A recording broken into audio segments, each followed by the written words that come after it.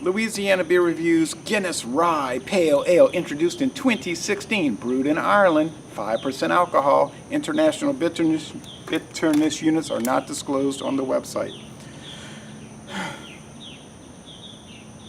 L6219, what, 219th day of 2016? I don't know, 23rd hour at 13 minutes. St. James Gate, Dublin, Ireland. Peppery bite, citrusy grapefruit notes, mosaic and cascade hops. Okay, well they're telling us here, mosaic and cascade hops. I didn't see that on the website. The malts, I don't know, I guess some barley malt and rye malt. It's got the sun, a harp, nice looking bottle. I've seen it for going on a year now, but I just found it at Martin Wine Cellar and they had a good price on it. The sun is shining through this brown bottle and I see sediment throughout. I mean sediment. Let's practice sediment. All right, so blue and orange bottle label. No, not like the Florida Gators. More of a, not the Mets.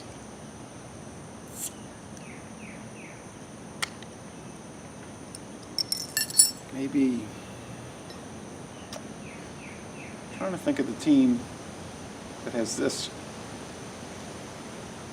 kind of pale shade of orange with the blue. Okay, Beer Advocate saying it's good, like an A-, marginally good, 81 out of 100. Rate beer, you know, what do you think? 39 out of 100 and a 40 out of 100 for the style. In other words, they hate it overall and they hate it within the style.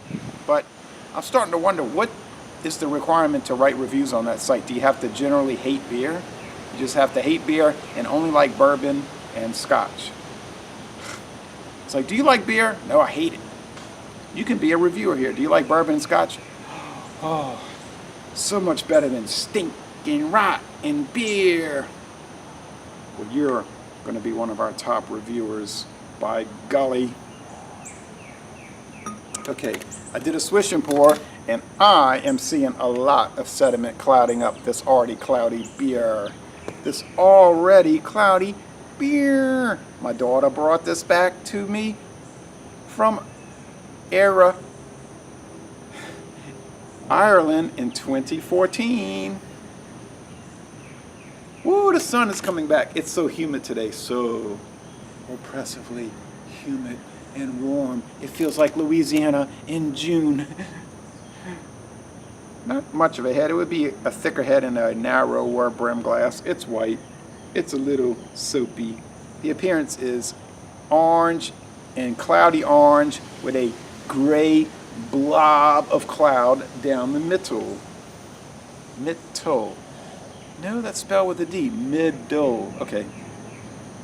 I'm trying to master the English language, but you know, we don't always succeed in every endeavor we tackle.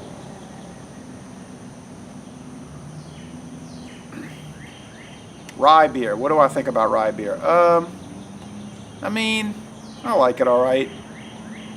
I like rye bread to an extent. I wouldn't want to eat it every day. Rye whiskey, yeah. Sazerac rye, very good. Wouldn't want to drink it too much. Nice for a treat. These high rye malt bill bourbons and whiskeys, they have their place, and I do like them. I'm favorable towards them, but for like an all the time drinker, nah. And I think this is going to come across like that, like a nice special treat to do a review every now and then, but an everyday drinker, The aroma has that kind of sweet and sourdough bread thing going that you get with these Guinness variants. It's like sweet and sour sauce to some extent, and I don't mean it's infected or something wrong with it. It just has a sort of a rye presentation for a rye. Yeah. Okay, so it's mostly pleasant, mild, kind of easygoing, really. 5%, not too high. Budweiser's 5%.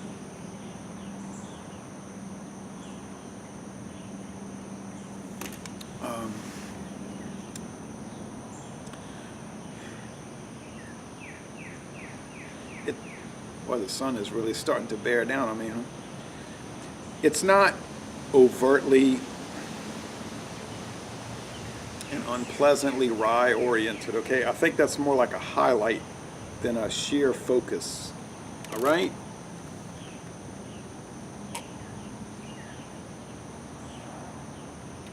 I think the main attribute is like a slightly lemony, sweet, fruit-oriented golden ale. Yeah. Sort of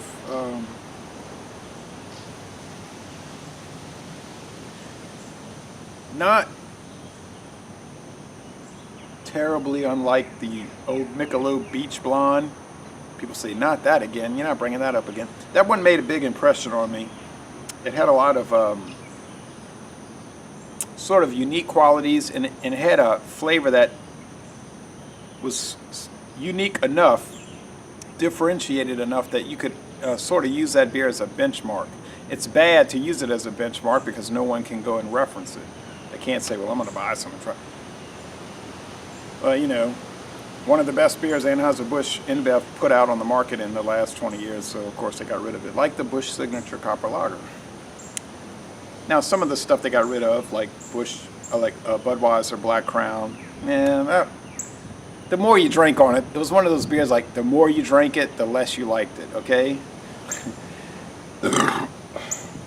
And the Budweiser American Ale was one of those things that every subsequent drinking was less of a return. It was a law of diminishing returns. But then you got something like Natural Ice, which people say, oh, Natural Ice, why is he going there? Because that's one, if you drink on it and think on it, it tends to increase. Like all the good qualities come out more and more as you drink on it. So back to this.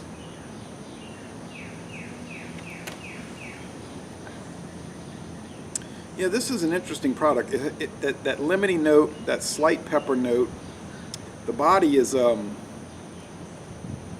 medium, a little slick, not too slick, a little slick. And salty them a little bit.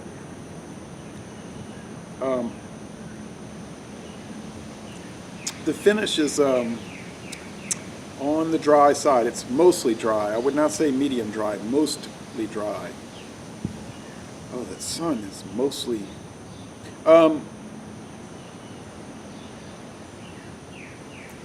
I think they did a great job with it. And Guinness is one of those flashpoint brewers. Like, it's fashionable to hate on it because it's big, it's owned by a multinational, and, you know, all that. And you can score a lot of points if you're trying to build street credibility in the craft beer community.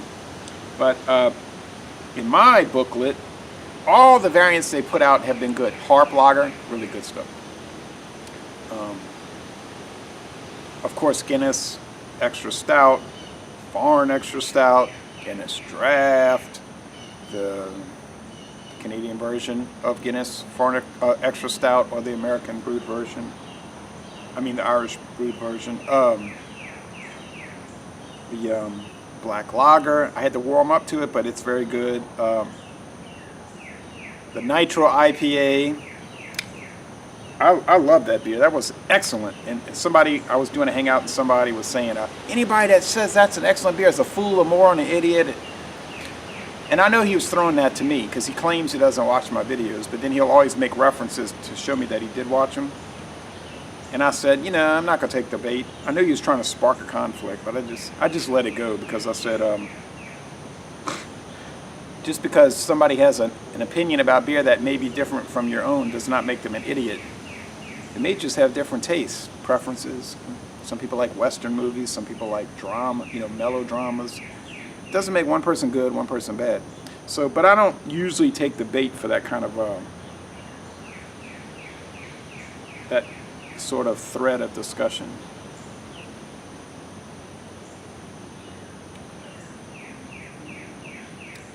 Yeah, I mean, this is, in a way,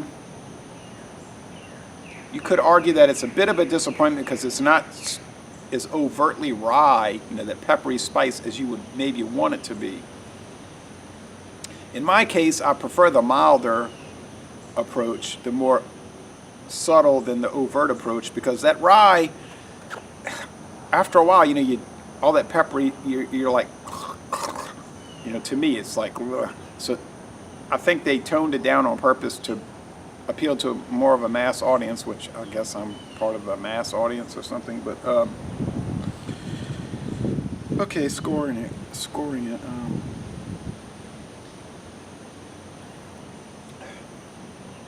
Cyclops scale is probably 2 out of 5 sugar cubes. It's probably 2 out of 5 at the most. At the most, 2 out of 5 hop cones. It may be more like 1.5. I like it. I don't love it.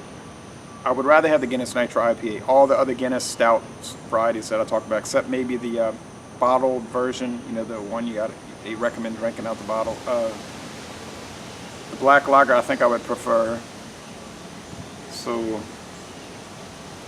But, it's still got its place, and I'm going to say good, like 84, all right? So it's an 84 out of 100. It's good. You did a good job on your test. Not great. Geography is not your strong suit, but you did know where most of the countries in Europe went on the test, so you have some competency. You're a good student in geography. We're not going to sign you up for the literary rally, but hey, patting you on the shoulder. You're a good student. You tell the parents, he's a good student. Now, you can kind of take that 2 ways, but this is a good beer. So, le bon temps roulé, a good beer from Guinness Diageo. And I'm going to end this review by saying, y'all come on down to Southeastern Louisiana.